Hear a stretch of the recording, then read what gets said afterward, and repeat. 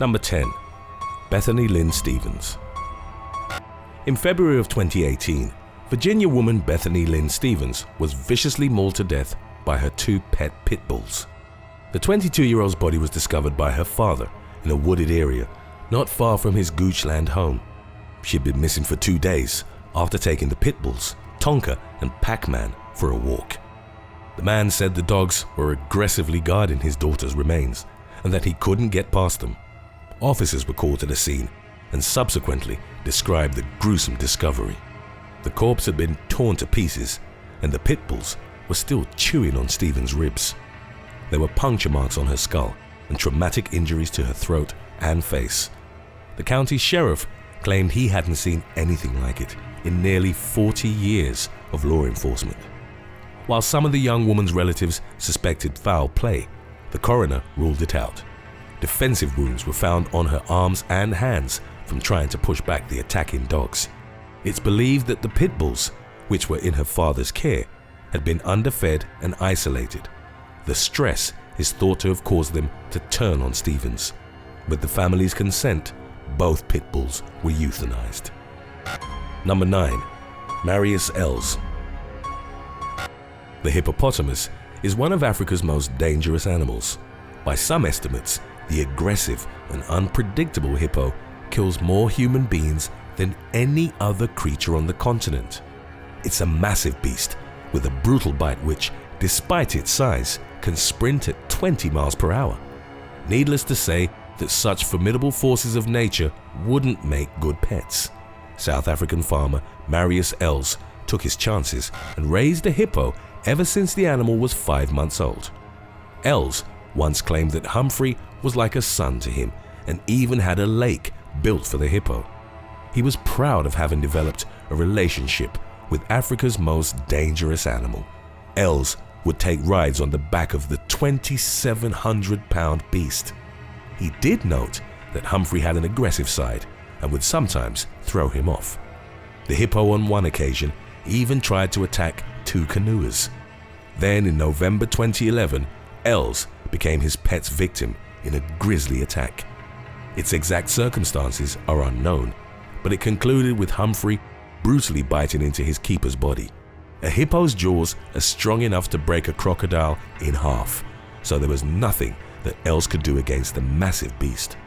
His mangled remains were discovered submerged in a river that ran through the 400-acre property. Number 8. Kellyanne WALZ. Kellyanne WALZ from Pennsylvania owned several exotic pets capable of taking her life within seconds. Throughout the years, her hilltop menagerie housed a tiger, a mountain lion, a jaguar, and a black bear named Teddy, whom she'd raised since he was a cub. One tragic Sunday in October of 2009, WALZ was cleaning Teddy's cage in the same manner she always would. The woman tossed a shovel full of dog food to one side of the cage to keep Teddy busy as she tended to the cage. The 350-pound bear suddenly attacked WALZ, biting her repeatedly and ripping into her body with its claws. The attack was witnessed by her young children and the children of neighbor Scott Castone. As they started screaming, Castone arrived to find the bear atop WALZ. He shot and killed the beast with his handgun, but by that time, the woman had already sustained fatal damage. Number 7. Marvin HAJOS. When talking about the world's deadliest birds, most of us tend to think about eagles, falcons, or giant owls. In fact, the title of world's most dangerous bird belongs to the flightless cassowary. It stands up to 6 foot 6 inches tall and weighs over 130 pounds.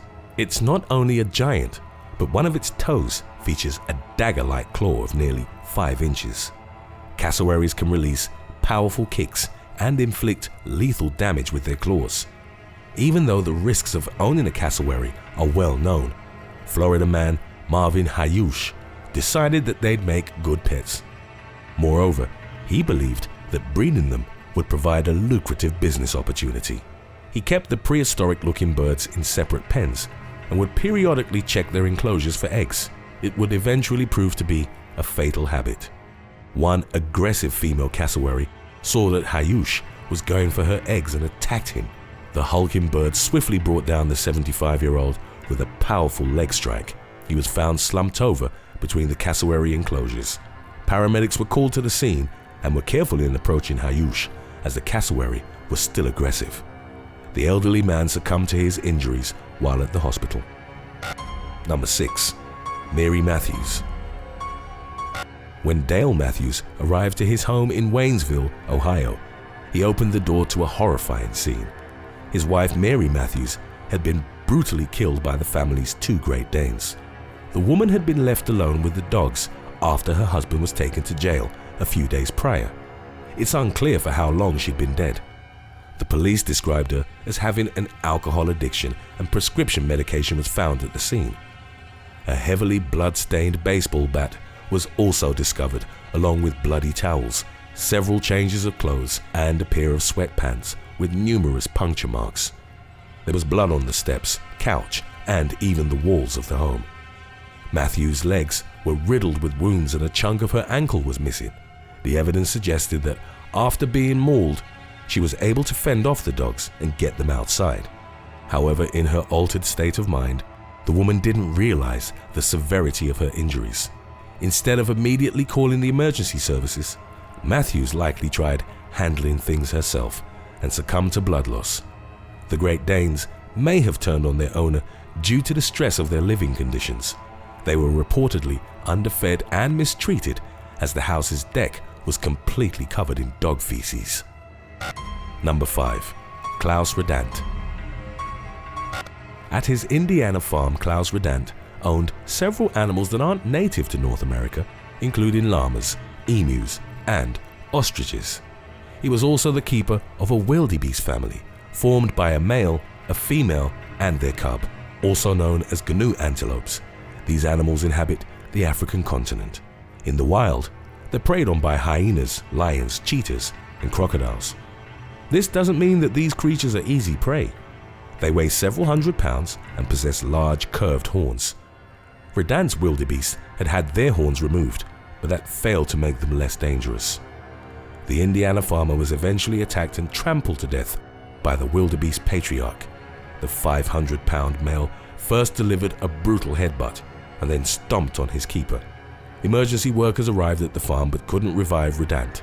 The official cause of death would be ruled as blunt force trauma to the head and chest. It's still unclear why the man had been charged by the animal so brutally. One theory is that the attack had occurred during the wildebeest mating season, a time when these animals become more aggressive. It's possible that the male didn't like the fact that Redant was in the proximity of his mate and saw him as a threat to be eliminated. Number 4. Alexandria Hall. Alexandria Hall's neighbors knew that she had pets, such as birds and rabbits, in her Cincinnati home.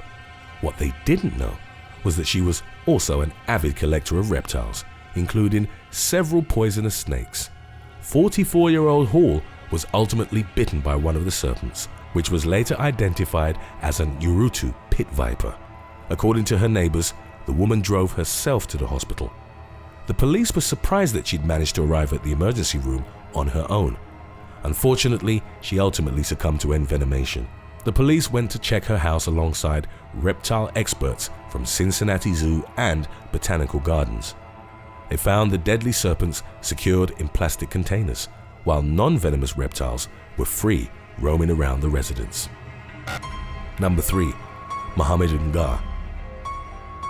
One man was killed and his son was hospitalized after they were attacked by a southern pig-tailed macaque in Malaysia.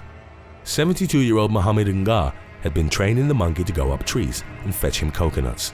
In fact, there are schools in Malaysia which train monkeys specifically to retrieve the fruit as a boost to local economy. It's a century-old practice that begins with creating an interest for coconuts in young monkeys and then teaching them movement and verbal commands. The speculation is that Ngah's monkey was slightly too old to train. The macaque attacked its keeper, biting his wrist. In doing so, the animal tore through a major artery, causing the victim to bleed to death. Ngah's son, Maud Zachariah, went to check on him.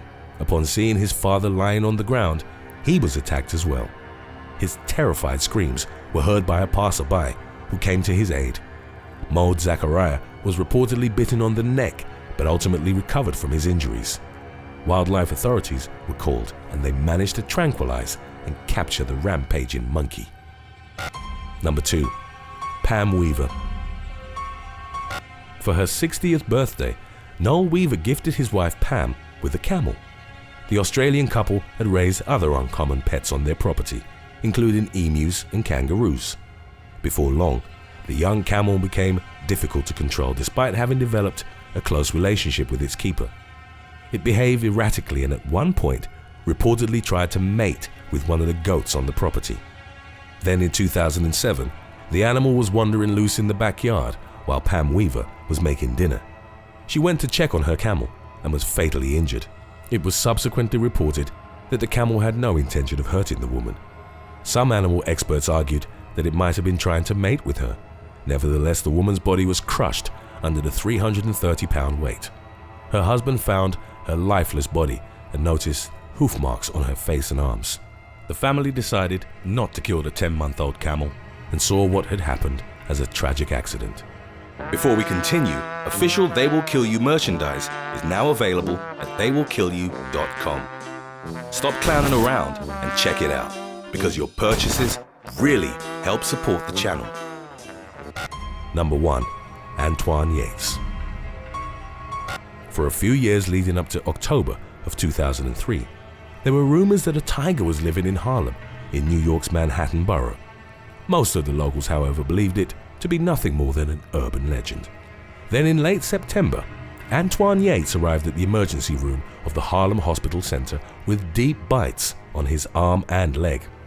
The 31-year-old claimed they'd been inflicted by his pet pit bull. The sheer width of the bite marks suggested much larger jaws. Yates checked out of the hospital on October the 3rd, the same day that officers from the NYPD approached his apartment while following up on a tip. They heard loud growls coming from inside the 5-bedroom home residence and decided not to enter it.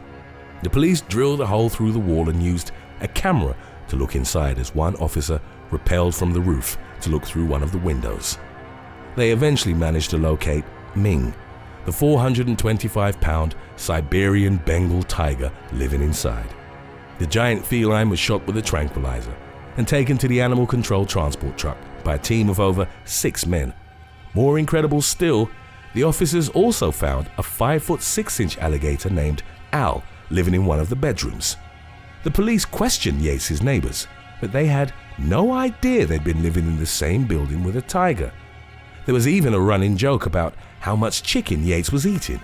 The part-time cab driver was actually feeding the chicken to Ming, about 20 pounds of it every day. Stranger still, Yates rented rooms to people who would eventually find out they were sharing the apartment with a tiger. All were terrified at first, but some reportedly grew fond of Ming. Thanks for watching. Would you rather wrestle a Komodo dragon or have Joe Exotic as your boss? Let us know in the comments section below.